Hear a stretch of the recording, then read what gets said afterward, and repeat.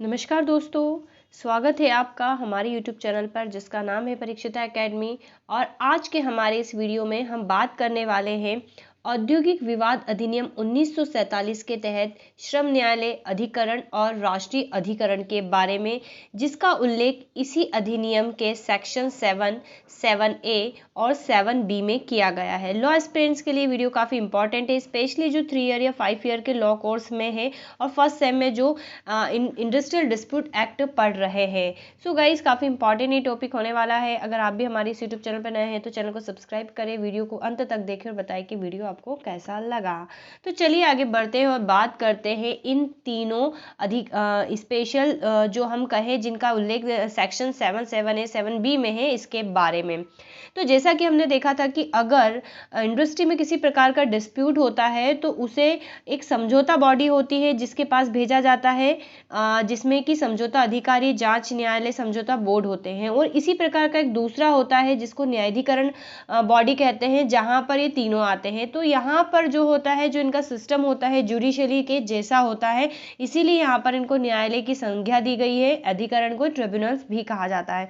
तो चलिए हम इसी के बारे में बात करते हैं। सबसे पहले हम जानते हैं कि श्रम न्यायालय यानी कि लेबर कोड के लिए क्या योग्यताएं हैं। तो कोई भी व्यक्ति श्रम न्यायालय में पीठासीन प्राधिकारी होने के लिए तभी अर्थ माना जाएगा जब, मतलब इसमें जो भी मेंबर्स होते हैं कोर्ट में, उसकी क्वालिफिकेशंस की यहाँ पर बात की गई है।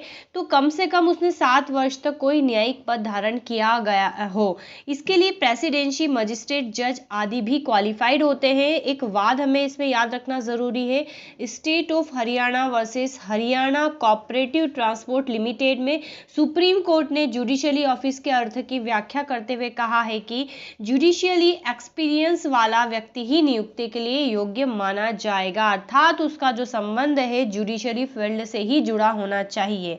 दूसरी योग्यता है कि कि वह हाईकोर्ट का न्यायाधीश है या रहा हो, ठीक है, या फिर कम से कम 3 वर्ष तक किसी डिस्ट्रिक्ट जज या एडिशनल जज रह चुका हो, या फिर किसी ऐसे श्रम न्यायालय के पीठासीन अधिकारी के रूप में पीठासीन अधिकारी 5 वर्ष से न्यून अवधि तक रहा हो, मतलब कम से कम जो है 5 वर्ष की अवधि तक रहा हो, जिसका गठन किसी प्रांतीय अधिनियम के अधीन किया गया हो, या वह भारतीय विधिक सेवा के वर्ग 3 का अधिकारी हो और उस वर्ग में 3 वर्ष का जो है अनुभव रखता हो। तो यह आवश्यक नहीं है कि वह व्यक्ति बहुत लंबे अरसे तक जिला जज या सुप्रीम कोर्ट का जज है।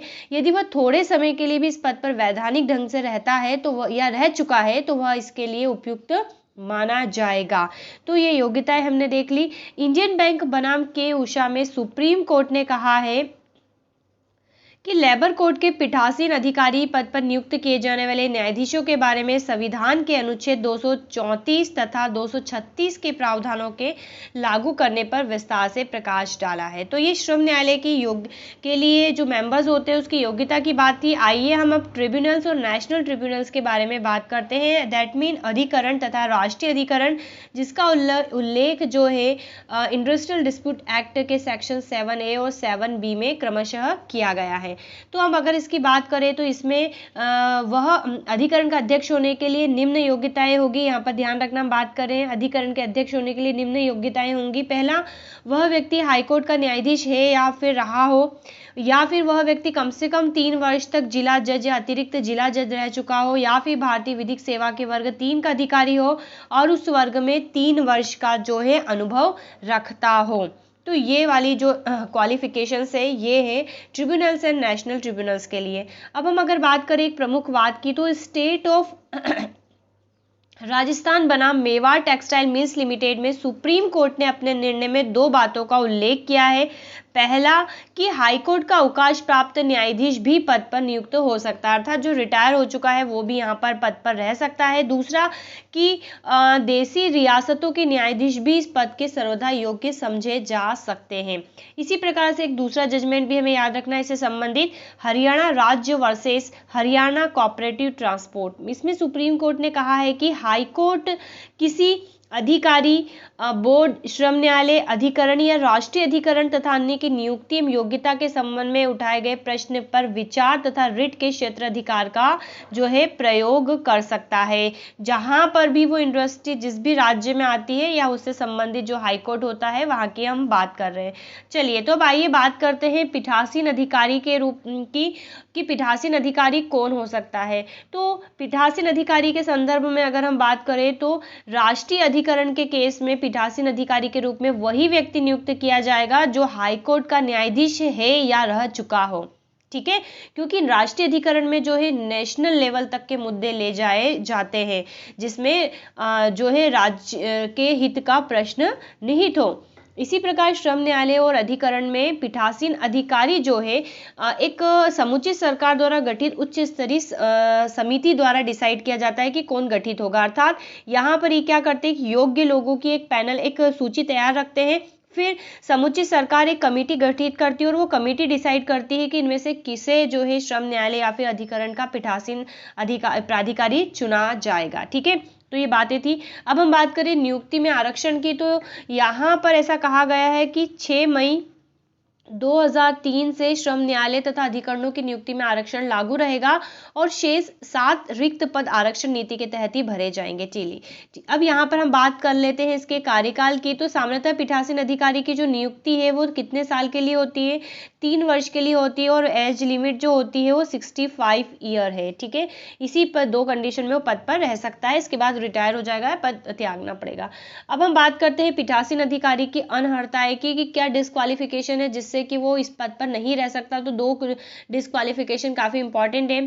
तो अधिनियम की धारा 7C के तहत श्रम न्यायालय, अधिकरण तथा अधिकरण के पीठासीन अधिकारी की नियुक्ति निम्न 2 स्थितियों में नहीं हो सकती। पहला, यदि वो एक स्वतंत्र व्यक्ति नहीं रह गया, अर्थात वह किसी एक पार्टी का पक्ष लेने लग गया हो तो वह स्वतंत्र नहीं कहलाएगा और ना ही इस पद पर बना रहेगा। दूसरा है कि अगर उसने 65 ईयर की एज कंप्लीट कर ली हो।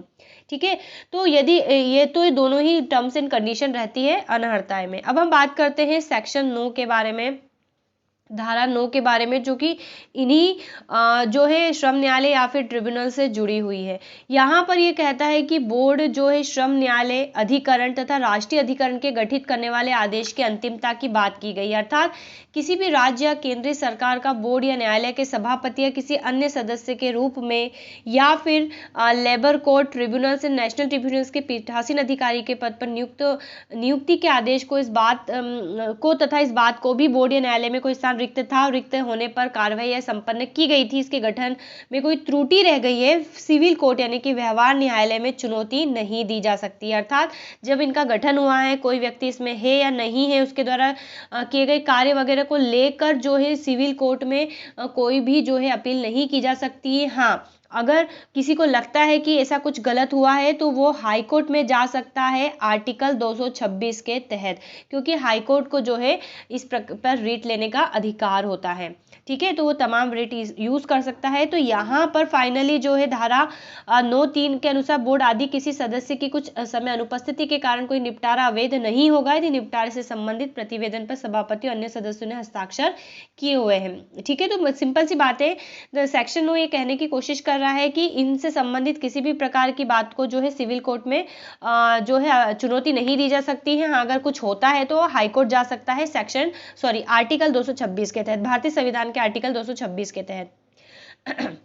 अब हम नेक्स्ट टॉपिक पे बात करते हैं कि अगर इन कमिटी में जो इन बॉडी है, श्रम न्यायालय, ट्रिब्यूनल्स और नेशनल ट्रिब्यूनल, अगर इसके अधिकारियों का अगर स्थान रिक्त होने के कारण क्या है, तो सिंपल सी बात है, मृत्यु अगर हो जाती है, त्यागपत्र अगर दे दिया जाता है, दिवालियापन हो जाता है, घोषित कर दिया जाता है, पागलपन की कंडीशन में 65 वर्ष की आयु पूर्ण कर ली हो, या फिर उनका कार्य समाप्त हो गया हो कब, और या फिर वो स्वतंत्र नहीं रह गए हो, तो इन परिस्थितियों में जो है उन्हें पद से हटाया जा सकता है या हट जाते हैं। ठीक है, चलिए अब हम आते हैं मुख्य रूप से क्षेत्र अधिकार पर कि किसी भी जो श्रम न्यायालय, ट्रिब्यूनल्स और नेशनल ट्रिब्यूनल से इनके क्षेत्र अधिकार क्या होते हैं। तो अधिनियम में तीनों अलग अलग क्षेत्राधिकार का उल्लेख है। जो नेशनल ट्रिब्यूनल्स होता है उसमें सभी विवादों के निर्णय करने का अधिकार होता है। जो राष्ट्रीय महत्व के ऐसे विवाद है जिनका व्यापक प्रभाव अन्य राज्यों में स्थित जो स्थापन है उस पर भी पड़ सकता है। अब हम बात करते हैं श्रम न्यायालय के क्षेत्र अधिकार के बारे में। तो श्रम न्यायालय जो है मुख्य रूप से द्वितीय अनुसूची, ये अनुसूची है, ओके, द्वितीय अनुसूची में जो मुद्दे आते हैं उनको लेकर ही जो है डिस्प्यूट सॉल्व कर सकता है, या फिर कुछ केसेस में जहां पर कर्मकारों की संख्या 100 या 100 से अधिक है तो उसके मैटर में वो तृतीय अनुसूची यानी कि तीसरी अनुसूची में आने वाले मामलों को भी देखने का अधिकार रखता है। ठीक है, तो कौन कौन से द्वितीय अनुसूची में कौन कौन सी बातें शामिल होती है, यहाँ पर ये काफ़ी इंपॉर्टेंट हो जाता है। तो सेकंड अनुसूची में जो बातें सम्मिलित है वो है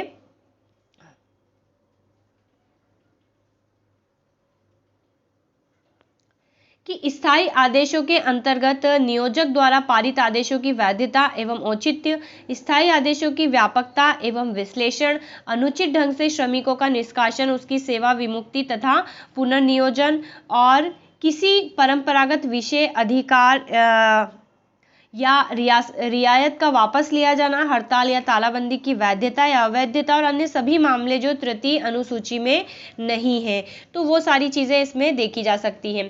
अब हम बात करते हैं तृतीय अनुसूची की। तो अधिकरण का क्षेत्र अधिकार की यहाँ पर बात चल रही है। तो जो द्वितीय और तृतीय अनुसूची के सभी मामलों को देखने का अधिकार रखते हैं अधिकरण यानी कि जो ट्रिब्यूनल्स होते हैं और नेशनल ट्रिब्यूनल्स होते हैं वो द्वितीय अनुसूची में आने वाले मैटर को भी देख सकता है, तृतीय अनुसूची में आने वाले मैटर को भी देख सकता है। अब यहाँ पर तृतीय अनुसूची में कौन कौन से मैटर आते हैं उसके बारे में बात की गई है। तो ये तृतीय अनुसूची यानी स्केड्यूल थर्ड के दे रखा है। तो इसमें आता है भृत्य यानी कि वेजेस और उसकी देयता का समय तथा ढंग, पाली के अनुसार कार्य, ग्रेड का निर्धारण, प्रतिकर विषय को दूसरे भत्ते, अनुशासन संबंधी नियमावली, सब वेतन, छुट्टियां, अवकाश, बोनस, भविष्य निधि तथा ग्रेजुएटी, श्रमिकों की छटनी तथा स्थापन की पुनःबंदी और दूसरे और मामले जिनके बीच करार करा दिया जाए। तो राष्ट्रीय अधिकरण, अब यहाँ पर एक इंपॉर्टेंट चीज़ है कि राष्ट्रीय अधिकरण जो है नेशनल ट्रिब्यूनल्स का मान के चलिए जो नेशनल ट्रिब्यूनल्स है वो उसका ओहदा थोड़ा बड़ा होता है। कैसे बड़ा होता है कि अगर लेबर कोर्ट यानी कि श्रम न्यायालय में कोई मुद्दा चल रहा है या फिर ट्रिब्यूनल्स में कोई मुद्दा चल रहा है तो इसको यहाँ पर रेफर किया जा सकता है। राष्ट्रीय अधिकरण के समक्ष लंबित कार्यवाही को श्रम ठीक है यहाँ पर किया जा सकता है, लेकिन यहाँ के मुद्दे को इसके बाद यहाँ पर रेफर नहीं किया जा सकता। तो हम शॉर्ट में बोल सकते हैं कि राष्ट्रीय अधिकरण के समक्ष लंबित कार्यवाही को श्रम न्यायालय अधिकरण के समय समक्ष हस्तांतरित नहीं किया जा सकता है, लेकिन लेबर कोर्ट और ट्रिब्यूनल्स के मामले जो है नेशनल ट्रिब्यूनल्स को सौंपे जा सकते हैं। तो यहाँ पर ये बात इंपॉर्टेंट थी। अब गठन की अगर हम बात करें तो हम देख चुके हैं धारा 7 में जो है लेबर कोर्ट के बारे में दे रखा है, 7A में ट्रिब्यूनल्स के बारे में दे रखा है और नेशनल ट्रिब्यूनल्स के बारे में 7B में दे रखा है। तो इसके गठन का जो अधिकार है समुचित सरकार के पास है, जो कि गजट का गठन का राजपत्र में प्रकाशन करता है। किंतु अब यहाँ पर एक बात यह है कि लेबर कोर्ट और जो ट्रिब्यूनल्स है इसका गठन का जो अधिकार है केंद्र और राज्य दोनों को है। ठीक है, केंद्र और राज्य दोनों को है, लेकिन नेशनल ट्रिब्यूनल के गठन का अधिकार जो है केवल केंद्रीय यानी कि केंद्रीय सरकार के पास ही सुरक्षित है। ठीक है, तो यहाँ पर ये बातें इंपॉर्टेंट हो जाती हैं, यहाँ पर इसका विवरण दे रखा है। चलिए अब हम बात कर लेते हैं न्यायालय और श्रम न्यायालय में समानता के बारे में।